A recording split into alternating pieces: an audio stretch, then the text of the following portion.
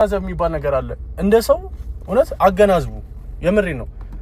እኔ እንዴት ማለት ቅጣት ወረቀት ጽፎ እዛው ቅጣት ወረቀት ላይ በስነ ስርዓት እሱን ሄጂ ባንክ ከፍዬ ታርጌን ተቀብዬ እስጢፋኖስ ሄጂ መንጃ ፈቃድ መቀበል ይችላል። አሁን ቀኔ ተበላሽ፣ ምንም ስራ ላልሰራ ነው። ወንድማችን ሙሴ ሰለሞን መታሰሩን ከታማኝ ምንጮች ሰምቻለሁ። በትላንትናው ዕለት ነው የታሰረው። ቀጣይ መረጃዎችን አጣርቼ ማሳውቃችሁ ይሆናል። ሁላችሁም ክርስቲያኖች በጸሎት ከጎኑ እንድትቆሙ ኮፒ ሊንክ ዱዊት ሼር በማድረግ ለብዙዎች እንድታደርሱ ጥሬን አቀርባለሁ። አመሰግናለሁ።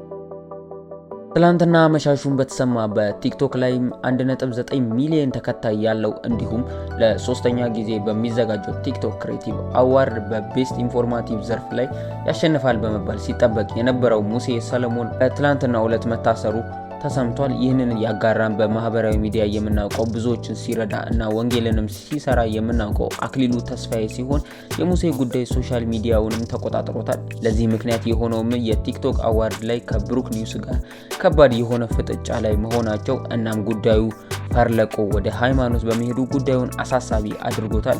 ነገር ግን ሙሴ ሰለሞን የታሰረበት ምክንያት ግልጽ ባይሆንም ወንድማችን አክሊሉ ተስፋዬ እንደገለጸው ይህን ጉዳይ እየተከታተለ ግልጽ እንደሚያደርግ የተናገረ ቢሆንም እንደምናስታውሰው ሙሴ ማስታወቂያ በሚሰራበት አንድ ድርጅት ላይ ብዙ ሰዎች ሙሴን አምነውት ከድርጅቱ ጋር ውል አድርገው ገንዘባችንን ተበልተናል በማለት በተለያዩ የሶሻል ሚዲያ ላይም ቀርበው ክሳቸውን ሲያቀርቡ ተመልክተናል። ታዲያ ለዚህ ጉዳይ ሙሴ ስለ ድርጅቱ በጥቂቱ እንደሚያውቅ ተናግሮ ገንዘባቸውንም ለተበሉ ሰዎች ይቅርታ መጠየቁ ይታወሳል እና በዚህ ጉዳይም ይሆናል በማለት የብዙዎችን ግምት ሆኗል። ነገር ግን ምንም አይነት ሙሴ የታሰረበት ግልጽ የሆነ ነገር አልታወቀም። ሌላውም ደግሞ ብዙዎች ግምታቸውን ያስቀመጡበት ጉዳይ ባለፈው ሳምንት ሙሴ ባስተላለፈው የትራፊክ መረጃ ነው። ቪዲዮም ይሄንን ይመስላል። ትራፊኮች እንዴት ነው ሰው የማይማረርባቸው? ይኸውላችሁ ከሳምንት በፊት አደባባይ ደርባል ተብዬ ተቀጣሁ። አደባባይ መደረብን እንደሆነ ባላውቅም አደባባይ ደርባል ተብዬ ተቀጣሁ። እሺ አደባባይ ደርባል ተብዬ ተቀጣሁ። ከዛ በኋላ ዛሬ ድጋሚ ተቀጣሁ። እሱን ቅጣት ከፍዬ የቅጣት ወረቀቱን ከፍዬ ሳልቀበል ስራ ቢዚ አድርጎኝ ማለት ከዛ ባለፈው የተቀጣው የት ነው? ወሎ ሰፈር መቀበሉ የት ነው? እስጢፋኖስ ጋር ያለውን ፖሊስ ጣቢያ ታውቁታላችሁ። አሁን የተቀጣው የት ነው? ጦር ኃይሎች። ከዛ በኋላ እንግዲህ ታርጋ ትፍቱ የሚል ዜና ተሰርቷል። እኔ ሰርቻለሁ ታርጋ ትፍቱ ብዬ ስንት ዜና ወጥቷል። ታርጋ ትፍቱ ተብሎ ታርጋ የተፈታ።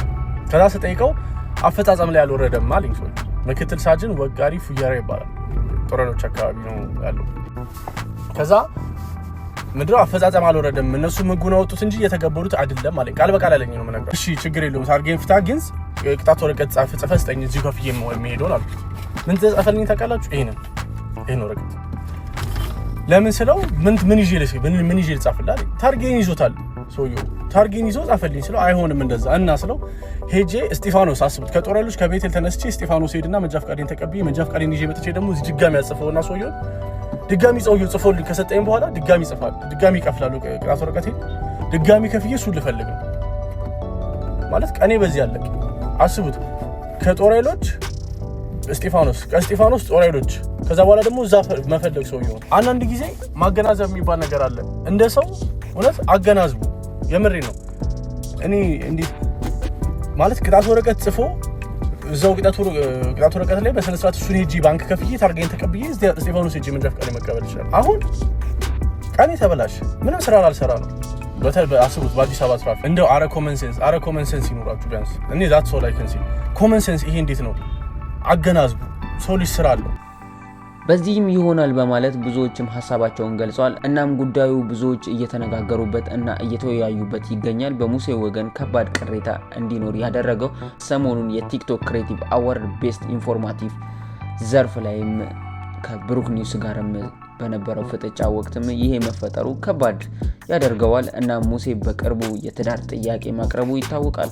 እሱም ለጥያቄው እሽታን አግኝቶ የሰርጉን ፕሮግራም እየተጠበቀ ነበረ። ታዲያ አሁን የታሰረበት ምክንያት ግልጽ ባይሆንም በቪዲዮአችን ላይ እንዳስቀመጥንላችሁ ምናልባት ካስተዋወቀው ድርጅት እና ብራችንን ተበልተናል ባሉ ሰዎች ከሆነ ጉዳዩ ከባድ ሊሆን ይችላል። ነገር ግን በዚህ ጉዳይ ላይ ይህንን መረጃ እስክናቀርብላችሁ ድረስ ምንም የወጣ መረጃ የለም። ይህንን መረጃ ያወጣልንም አክሊሉ ተስፋዬ ሙሴ የታሰረበት ምክንያት ተቆጥቦ ሙሴ መታሰሩን ብቻ ገልጿል። ታዲያ በዚህ እለት አዲስ መረጃ ሊወጣ ይችላል። እኛም መረጃውን ተከታትለን የምናቀርብላችሁ ይሆናል። ለዚህ ቻናል አዲስ ከሆናችሁ ቻናሉን ሰብስክራይብ በማድረግ ቤተሰብ ይሁኑ። መረጃ በፍጥነት እንዲደርሳችሁ የደውል ምልክትን መጫን አይዘንጉ። ቪዲዮ ላይክ፣ ሼር ያድርጉ እያለን ሐሳብ አስተያየት በሐሳብ መስጫ ሳጥን ውስጥ ያስቀምጡልን። እኛ ከወዲሁ ተሰናበትን። ቸር ሰንብቱ።